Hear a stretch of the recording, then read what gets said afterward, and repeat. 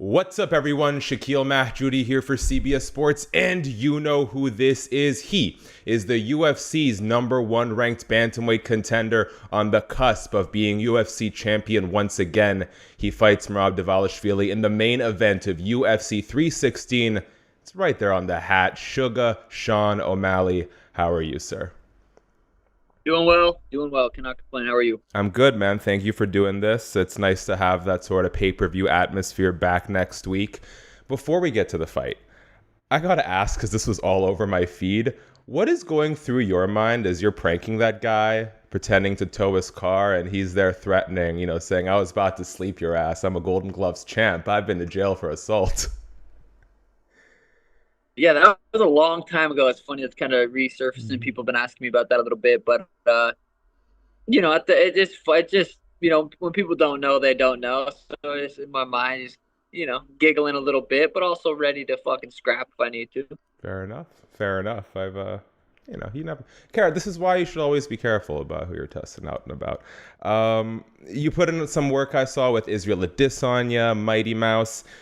Tim talked a lot about especially what sort of Mighty Mouse contributed. But if you had to narrow it down, could you give me one avenue where Izzy added to your game the most and one avenue where Mighty Mouse added to your game the most? I mean, it was just a one training session kind of day. It was just like hang out, shoot a podcast, train a little bit. It was just cool to be around legends like that. Very humble guys, willing to learn, willing to teach, willing to, it was cool to be around those guys. I've learned a lot from, Izzy, just coming up, watching him defend the title as many times as he did. DJ is just a technical machine. DJ is a completely different style than I have. Izzy and I have more of a similar style, but you can learn, something from everybody. It was good. I got a couple questions about some of the media that Tim Welch did recently. Sorry if some of this is redundant. I know you do these back to back. First, do you share in Tim's assessment that Merab Dvalishvili is the all-time best bantamweight right now? It would be hard to argue that. Fair enough. I like that, honest. Tim's assessment on it is one thing, but I'd love to hear from you. What was that experience like in the Sphere? Was there anything different about competing in there relative to some of the other venues you fought in?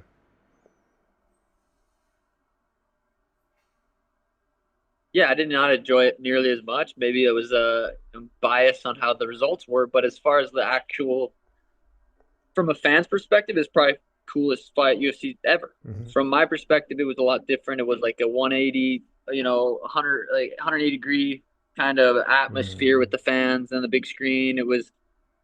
Wasn't as electric in there. I think like 50% of the tickets sold were for first time UFC fans, or not UFC, first time UFC watchers. Like it wasn't a UFC crowd. It was a different crowd, different setup, different electricity in there.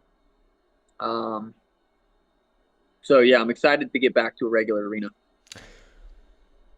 You didn't take a fight between the first fight with Merab and this one, so I am curious, where do you source the confidence from that you've made the necessary adaptation so soon after your first fight against him? I was able to prepare correctly this fight. I was not able to prepare correctly, and I was still confident and go out there and beat him. I know I can beat him. Skill for skill, I have better skills than Merab. He's a dog. He finds a way to win, and he's done it, time and time again. He's just very experienced, very mentally strong. He does have good skills, but I just know there's a lot of holes that I can capitalize on, and with the right preparation, he's beatable. Was it the injuries you were dealing with that sort of interfered in your ability to prepare correctly last time? Yeah, 100%. I just wasn't, to fight someone like Merab, you need to be able to grapple, you need to be able to wrestle, multiple times a week, day after day. And I wasn't able to do that last fight camp. I'm going to recite a quote. I'll see if you pick up on this. Jacob Paula gonna winna in a round sixer. How did you devise this bit with Mike Majlik at the boxing fight? There was an interviewer asking you for your prediction. You were pretending like you don't speak English. Like, how do you guys devise this plan? What is going through your mind as the interviewer is biting on this? Oh God, I don't even know. I remember, yeah, me and Mike were just talking. Someone came up, can we do an interview? And just put a camera in my face, and yeah, I don't I don't really have an answer for that. It just kind of off the top just happened, and it was silly. Okay, well, that's a good read on both your parts to play into the bit. Were you Yeah, surprised that she bought it?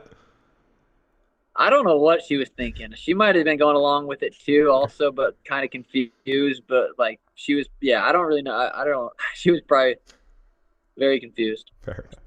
I saw an interview Cory Sandhagen recently did with the Overdogs podcast in which he said that he looks forward to showing that he's a lot better than you, that he's faced tougher competition to date. Just curious if you'd be willing to share your feedback.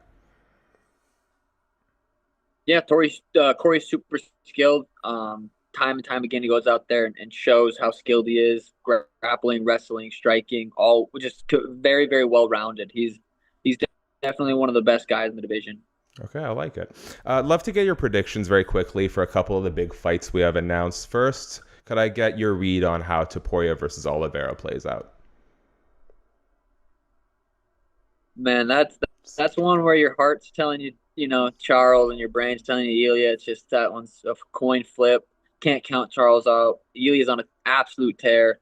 Charles does get hit and Ilia cracks. That fight I am very excited for.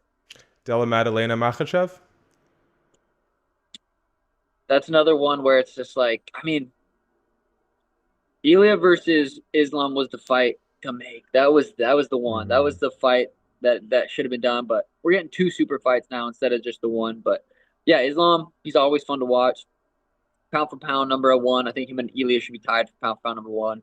And Jack Della Maddalena coming off a beautiful, impressive performance over Bilal. So it's going to be an interesting fight. But I'm curious to see Islam at 170. I don't think he's gonna look too small. I think he's probably look just as big, and he's super skilled. I don't know.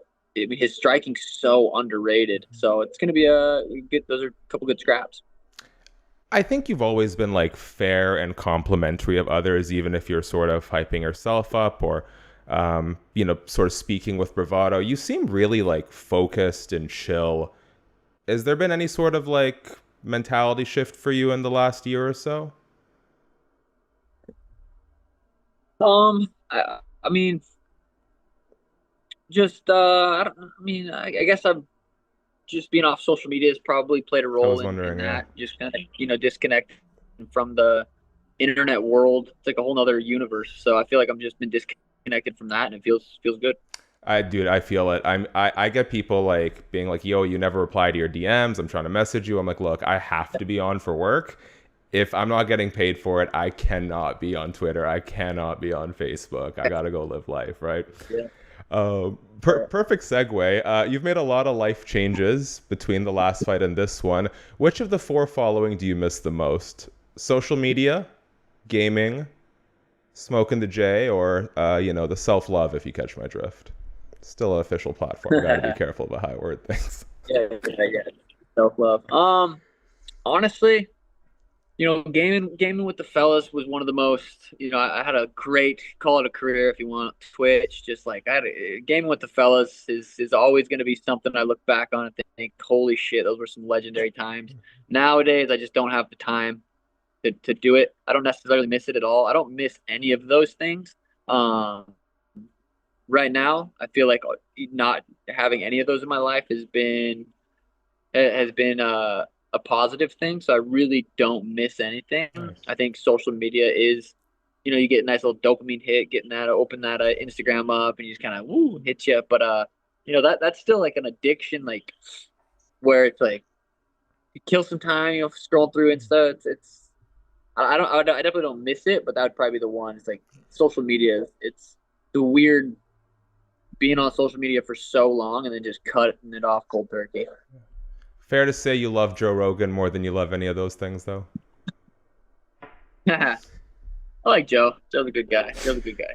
As we wrap up here, I am curious. We are headed to the second UFC title shot, very different than your initial climb up the ladder, right? That one was a long time coming. You sort of like enter like this storm and make your way up the ladder.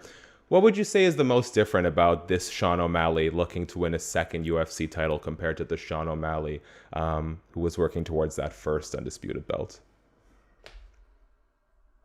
Yeah, I mean, it wasn't even doesn't even seem like it was that long ago Mm-hmm. that I fought Aljo. I mean, August 2023. Damn, I guess it'll be 2 years, pretty damn near 2 years from the. Um, I'm a lot more at peace with my like how everything played out. Like once you win the belt, it's like okay, I have a belt at home. It feels good. Like the career has been it's history. I'm in the history books. There's a sense of relief in that. So it feels good. But this second one is more so for myself rather than I enjoy the money. Don't get me wrong. I love making the money. I love but this one's more so for like just fucking for me. Like I'm excited to show myself and just reach my full potential.